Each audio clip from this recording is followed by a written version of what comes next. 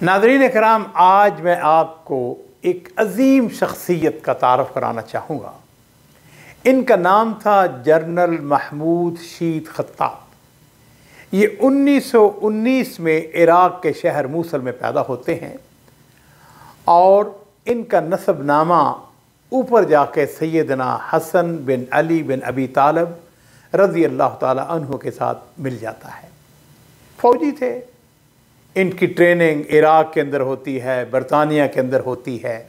बड़ी अजीम शख्सियत। और सच्ची बात यह है कि मैंने जब इनका वाक़या पढ़ा तो मेरी एक आदत है नाज़रीन कराम कि मुझे अगर कोई अच्छी बात मिलती है, कोई अच्छा वाक़या मिलता है, कोई अच्छे अक़वाल मिलते हैं, कोई अच्छी शख्सियात के बारे में, तो मैंने एक डायरी रखी हुई है, तो उसके अंदर मैं उसको लिख लेता हूँ। इनके बारे में भी मैंने अपनी डायरी के अंदर कुछ बातें लिखी हैं और उसी डायरी की मदद से मैं आपको ये बता रहा हूँ कि ये वो अजीम शख्सियत थी जो कि 1948 की फ़लस्तीन की जंग के अंदर शरीक हुए। इराक़ के अंदर ये मुतअद्दिद बार वज़ीर के रुतबे पर फायद रहे। इनके बड़े भाई थे जिनका नाम था ज़िया शीत, ये इराक़ के चीफ़ जस्टिस भी रहे। और इनकी वालदा जो थी ये भी मूसल के बड़े ही मुअज़्ज़ज़ घराने से ताल्लुक़ रखती थी। नाज़रीन किराम, जनरल महमूद शीत इनकी उम्र 1 साल की थी जब इनकी वालदा वफ़ात पे आ जाती हैं और इनकी तरबियत के अंदर इनकी वालदा के बाद इनकी दादी जो थी उनका बड़ा किरदार था। उन्होंने बड़ी तरबियत की। अपने बेटे को वो मगरिब के वक़्त मस्जिद में ले जाती और ख़ुद भी इशा तक मस्जिद में बैठी रहती, बेटा भी मस्जिद में बैठा रहता और अपने बेटे की तरबियत करती रहती। बेटा इस दौरान नफल पढ़ता रहता, कुरान पढ़ता रहता। इनके घर का माहौल बड़ा उम्दा था, बहुत बड़ा। वो कहते हैं, ख़ुद जनरल साहब महमूद अपनी सवाने उमरी के अंदर लिखते हैं, कहते हैं कि हमारे घर का माहौल बड़ा अच्छा था। घर में बहुत बड़ा मकतबा था जिसमें मतबूआ और गैर मतबूआ हाथों से लिखी हुई किताबें थीं। 16 साल की उम्र थी, अभी उन्होंने मैट्रिक नहीं किया था जब उन्होंने पहले हज किया। उलमाए कराम के पास जाके बैठते, उनसे जाके सीखते, मुख्तलिफ असातिज़ा से इस्लाम की मवादियात सीखी, कुरान पाक की तजवीद सीखी, फ़न ख़ताती सीखी। 8 साल की उम्र के अंदर ये स्कूल के अंदर दाखिल हुए। बड़े बाप के बेटे थे। प्राइमरी, मिडल, मैट्रिक किया। इनके वालिद गिरामी का एक काम था, वो ये था कि इनको बचपन में ही महल्ले की मजालस के अंदर ले जाते। जिस तरह हमारे महल्लों के अंदर होता है ना, मुख्तलिफ मजालस होती हैं जिसको हम अपनी ज़बान के अंदर कहते हैं पर्या। बड़े बड़े लोग बैठते हैं, उन मजालस के अंदर इनको ले जाते। यहाँ महल्ले के मसाइल पेश होते, महल्ले के समझदार लोग घंटों आपस में बैठे रहते, मुफीद किताबें पढ़ी जाती, महल्लेदारों की मदद की जाती। अगर किसी के ऊपर जुल्म होता तो महल्लेदार चूँकि इकट्ठे होते थे तो डिस्कस करते कि भाई फ़लाँ के साथ ज़्यादती हुई है, क्यों ज़्यादती हुई है, फिर उसके साथ खड़े होते। इनके वालिद गिरामी जो थे वो अपने बेटे को तारीख़ की कोई किताब पढ़ने के लिए दे देते और कहते हैं महमूद इसे लोगों को पढ़ कर सुनाओ। और ये जो मजलिस होती थी, इस मजलिस के अंदर अक्सरियत अहले इल्म, अहले लुगत की होती थी।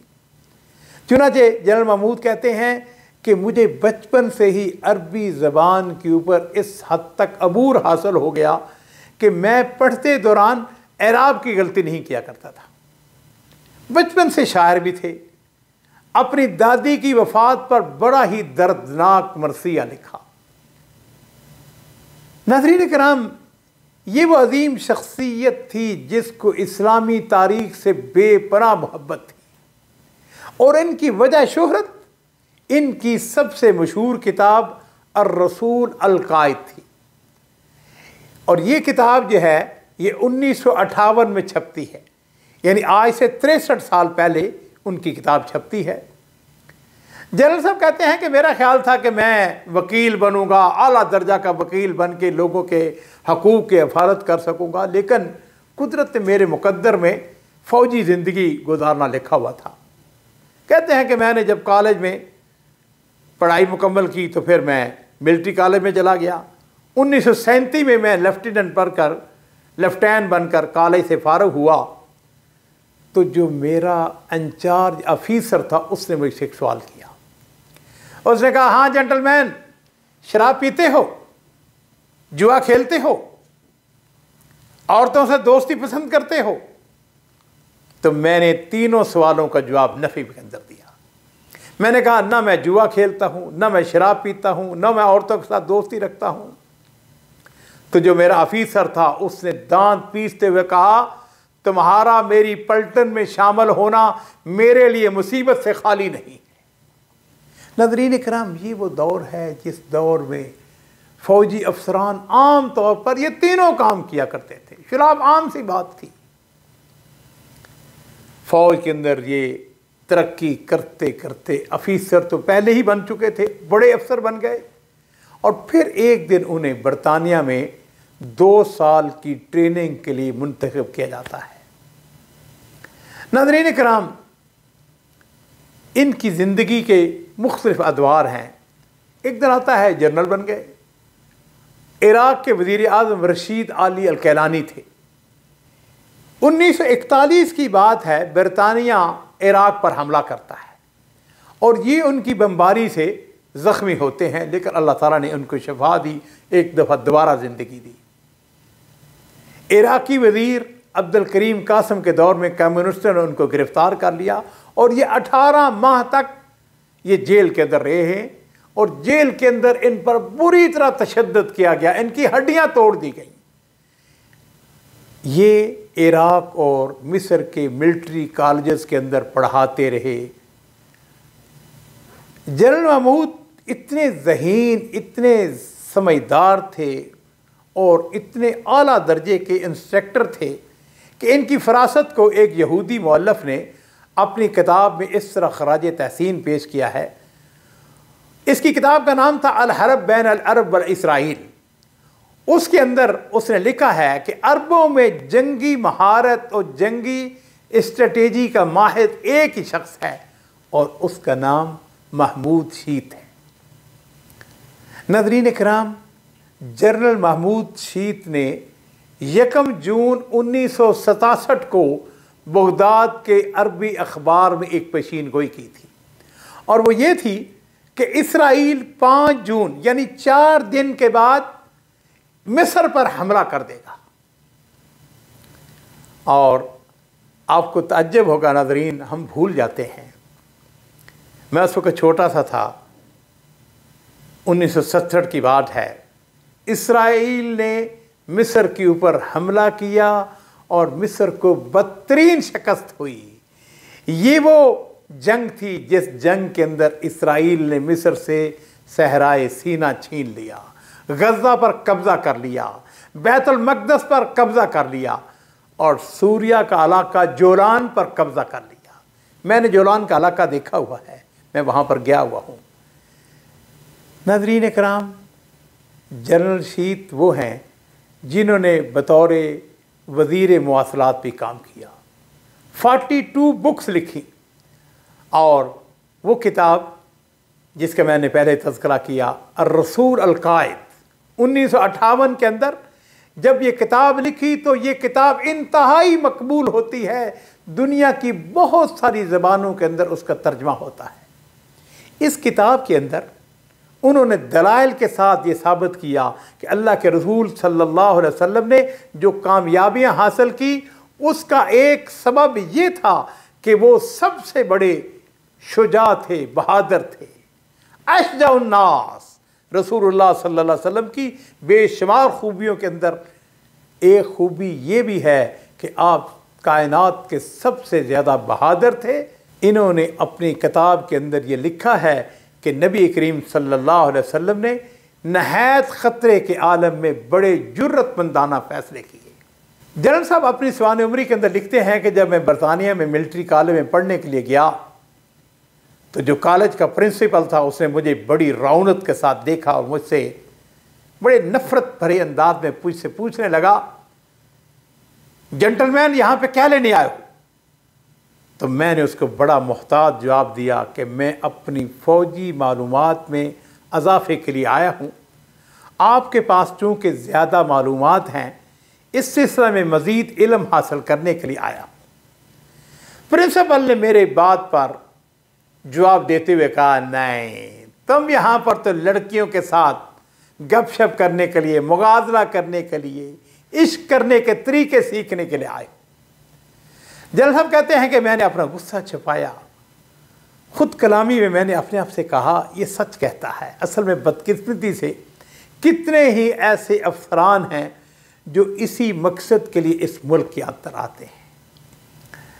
और कहते हैं कि फिर मैंने अपने आप को संभाला और मैंने अपने आप को एक ट्रू मुसलमान के तौर पर पेश किया। अपने फौजी अफसर के साथ, उस गोरे के साथ जो गुफ्तगू हुई, उसके बाद मैं बड़े गुस्से के आलम में और तबीयत के अंदर बड़ा इनकबाज था। कहते हैं कि जिस वक़्त मैं अपनी रिहाइश पर पहुंचा तो मैंने देखा एक इंतहाई खूबसूरत लड़की मेरे कमरे में बिस्तर को दुरुस्त कर रही है। मैंने उसे बताए बगैर मैं कॉरिडोर में खड़ा रहा, उसे देखता रहा। जब वो मेरा कमरा दुरुस्त करके निकली तो कहने लगी कि जनाब आपकी तरफ से कोई तबसरा, कोई कमेंट्स, आपने कुछ कहा नहीं, आपने मेरा शुक्रिया अदा नहीं किया, मेरे लायक कोई हुक्म हो तो मुझको बताएं। तो जनरल महमूद कहते हैं कि मैंने उसे कहा एक बात, एक मेरा तुमसे मुतालबा है। कहने लगी हुक्म फरमाएं। मैंने कहा कि तुम मेरे कमरे में सिर्फ उस वक़्त आया करोगी कि जिस वक़्त मैं अपने कमरे में मौजूद नहीं हूँगा। कहते हैं कि जिस वक़्त 1937 में मैं मिलिट्री कॉलेज से फ़ारग हुआ तो फ़ौज की रवायत के मुताबिक एक बहुत बड़ी पार्टी का एहतमाम किया गया। मैं अपने साथियों समेत उसमें शरीक हुआ। अंग्रेज़ कमांडर उस पार्टी के अंदर आया, उसके हाथ में शराब से भरा हुआ गिलास था। उसने मुझे हुक्म दिया, कहने लगा जनरल अपनी ज़िंदगी की इब्तिदा इस शराब को पी कर करो। उसने गिलास को मेरी तरफ आगे बढ़ाया। उस रोज़ आसमान का मतला साफ था, सितारे चमक रहे थे। कमांडर कर्नल के ओहदे पर फायज था, उसके कंधे पर 12 सितारे लगे हुए थे। मैंने उनसे कहा मैं आपके मिलिट्री अहकाम को मानूंगा, मैं आपके जो फौजी अहकामात हैं उनको तो मानूंगा, लेकिन अपने रब की अताअत करूंगा जो उसने हुक्म दिया है। ला ताअतुल लिमखलूकिन फी मासियतिल खालिक। अल्लाह ताला की जो अहकामात हैं उनको मैं तस्लीम करूंगा, लेकिन मखलूक के जो अताअत और फरमाबरदारी है मैं वो नहीं करूंगा जिसके अंदर अल्लाह ताला की मासियत और अल्लाह ताला की खिलाफ वर्जी हो, अल्लाह ताला के अहकामात की खिलाफ वर्जी हो। और फिर मैंने उससे कहा कि जनरल साहब आपके कंधे पर 12 सितारे हैं, अल्लाह के आसमान की तरफ देखें, आसमान पर कितने सितारे हैं। कमांडर मेरी बात सुनी तो परेशान हो गया। उसने बार बार कहा सिकाई सिकाई, आसमान आसमान आसमान के सितारे। मैंने कहा कि मैं आप 12 सितारे वाले की बात को मानूं और वो जो लाखों करोड़ों सितारों वाला है उस सितारों के रब को मानूं, उसकी बात को मानूं। ये नहीं हो सकता है कि मैं अपने रब को छोड़कर आपकी बातों को मानूं। वो जो हमारा कमांडर था वो गुस्से के साथ अपने पांव पटकता हुआ वहां से चला गया। नाज़रीन किराम, इस अजीम शख्सियत की बड़ी बातें हैं। हकीकत बात यह है ऐसे लोग जो हैं वो दुनिया के अंदर बहुत कम पैदा होते हैं। जनरल महमूद शीत खत्ताब, इनकी वफ़ात भी एक नेक और एक वलीउल्लाह की थी। 1998 की सुबह का वक्त है। अपने घर की सीढ़ियों के नीचे बैठे हुए थे। इनकी बेटी कहती है कि मैं यूनिवर्सिटी में जाने के लिए उनके पास आई। अलविदा होने के लिए मैंने उनसे इजाज़त चाही तो मेरे वालिद ने मुझसे कहा कि मेरे पास बैठकर कुरान पाक की तिलावत करो। इस दौरान में मेरी वालदा भी आ गई और वो भी बैठकर कुरान पाक की तिलावत करने लगी। वालिद के गले में खुश्की सी महसूस हुई। मेरी अम्मा से कहने लगी कि पानी मुझको पिलाओ। मेरी वालदा जल्दी से पानी लेने के लिए जाती हैं। हम सुन रहे हैं कि आप ज़ोर ज़ोर से कह रहे हैं अशहदु अल्ला इलाहा इल्लल्लाह व अशहदु अन्ना मुहम्मद रसूलुल्लाह। मेरे वालिद गिरामी इस कलमा तय्यबा को बार बार पढ़ रहे हैं, बार बार दोहरा रहे हैं। बेटी कहती है हमने भी कलमा पढ़ना शुरू कर दिया, वालदा ने भी कलमा पढ़ना शुरू कर दिया। मेरी वालदा आगे बढ़ी और मेरे वारिस साहब को देखा, ऐसे लगा गोया वो सो रहे हैं। हाथ लगाया तो उनकी जान निकल चुकी थी। इन्ना लिल्लाहि व इन्ना इलैहि राजिऊन।